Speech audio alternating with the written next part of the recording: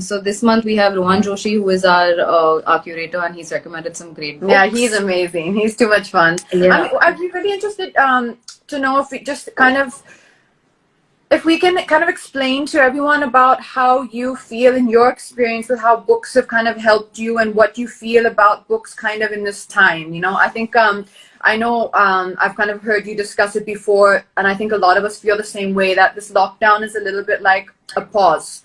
It's a pause from the regular rhythm, whatever that rhythm is, for different rhythms for different people.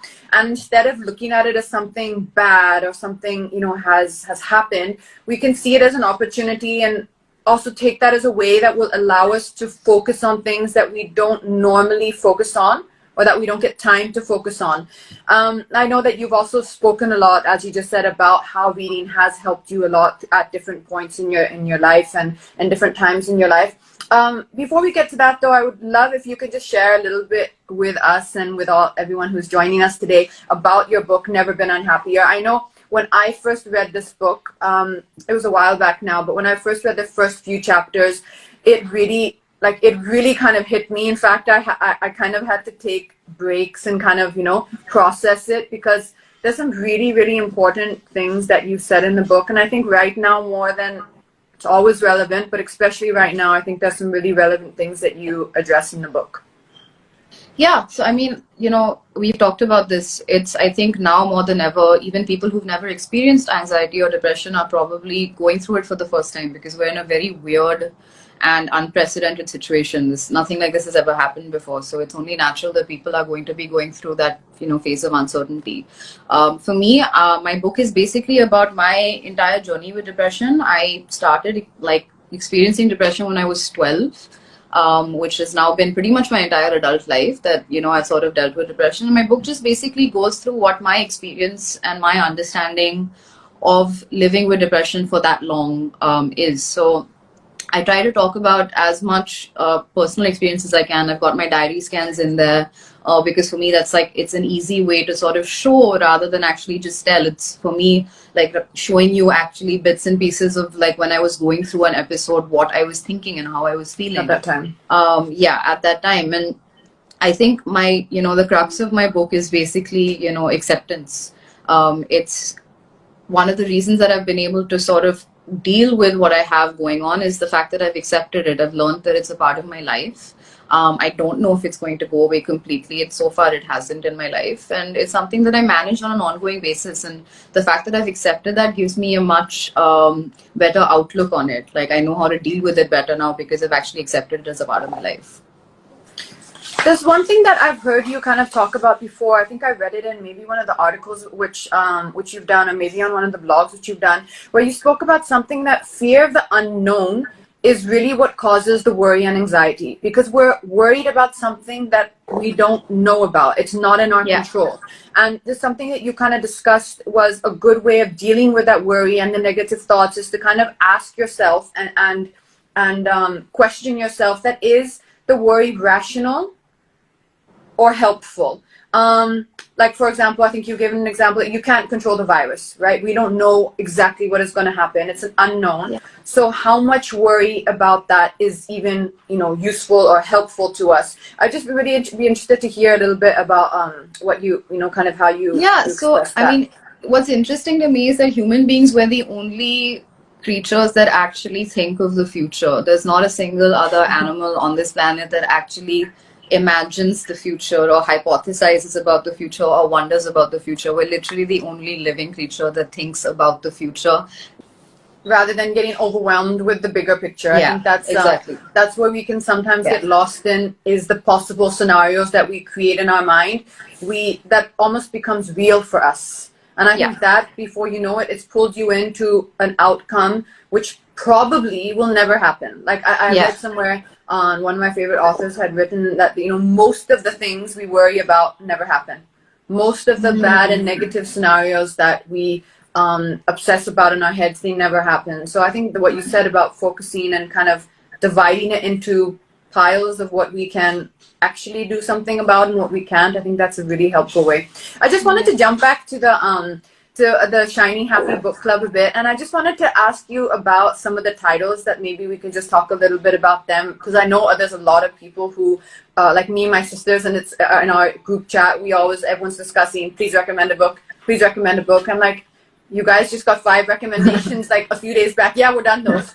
So, yeah, everyone has nothing else to do but read right now. It's the best time. So I think that would be really interesting to kind of just maybe if you could just, I think because you've read these books, I have not read these books yet. So one of the titles is a title which I've heard a lot about and which I heard is an amazing book called Jonathan Living Seagull. So just wanted to know a little bit about that book. Yeah, so Jonathan Livingston Seagull was recommended by Sonam. Sonam Kapoor was our curator last month, so she recommended it. It's a book that I've read when I was like 15. So I've read it a really, really long time ago. And I mean, so the thing with that book is, I feel like in this day and age, the ideas that book talks about are things that we kind of know, but I think at the time it was quite radical almost in a way, because it's basically talking about the entire premise is about a seagull who decides that he doesn't sort of want to conform to the normal seagull way of living, and he just wants to keep flying higher and higher, and he leaves the flock. And it's basically about not, conforming and, pushing yourself and, learning how to go higher by, accepting who you are and accepting that you're not part of the regular flock. So it's a really nice and uplifting book. Yeah, I think that's a very short book that people can read during this time. It's something that has been on my to read list for a while. The other one is one of your recommendations is the Hitchhiker's Guide to Galaxy. Amazing. The other one that was kind of an interesting title, which I was wondering what that one was about, was called Reason to Stay Alive. So Reasons to Stay Alive is a book by one of my favorite authors. His name is Matt Haig. It's also about his journey with depression, and basically what he had done was when he was dealing with depression, he started a blog, or after he sort of dealt with it, he started a blog called Reasons to Stay Alive, where he sort of listed all the reasons that he felt like he should stay alive despite the fact that he was having such a hard time mentally and emotionally. And it's again it's a very easy read. It's a short book. But it's so beautifully and succinctly explains depression and emotional states that you might not understand. Any kind of fear, any kind of anxiety, it explains it so beautifully. And it's so profound in its sense of like acceptance and sort of accepting the fact that this is ups and downs are a part of life and transience is a part of life. That it's one of the few books that really helped me process what I was dealing with by myself. Amazing. Then there was one book which I think pretty sure I got the Brain. Yeah.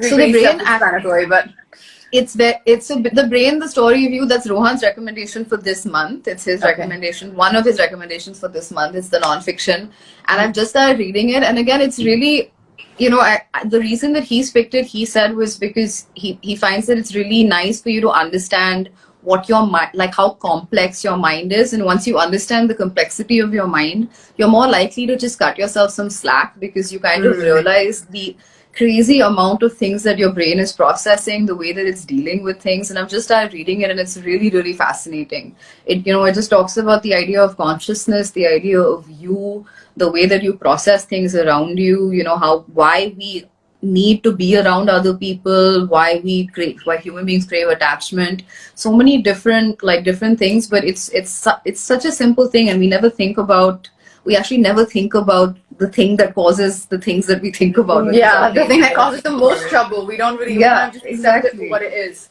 I agree with you there. So that's some really interesting recommendations. So guys, I really recommend that you check out the Shiny Happy Book Club on the on Instagram. I'm also going to be putting a story on it after, so in case you miss it out here, you can just do a swipe up, and that's going to take you to that page, and you can see some of these amazing book recommendations. One thing I wanted to ask you about also, Shaheen, was I know we've spoken in the past a little bit about mindfulness versus meditation. Now, although meditation is amazing, and I know a lot of people for whom it's magical, I know that you had mentioned in the past, like, meditation is not something really which works for you, whereas you practice something which is called more mindfulness. And I was really interested, because I know there are a lot of people who feel that way. So if you could just kind of I've read this as well. Just very recently, actually, I heard about this on as because a lot of different pages and a lot of Instagram handles are putting information about different tips and ways you can deal with anxiety during this time. And this was actually one of the main things which I read that I've been reading in a few places, that if you focus on something that's in front of you, just an object or something a few feet maybe in front of you, and you focus all your attention there, and then you gradually expand it to just kind of what's surrounding until you kind of focus on the whole room. It pulls you and your mind into now and not into the scenarios and the thoughts which are going on in your mind. So I think that's something really important that you kind of shared with us. The other thing that a lot of people on the and thank you so much, and good luck with the book club. It sounds incredible, and I absolutely love the page. And hopefully we'll see you soon as this lockdown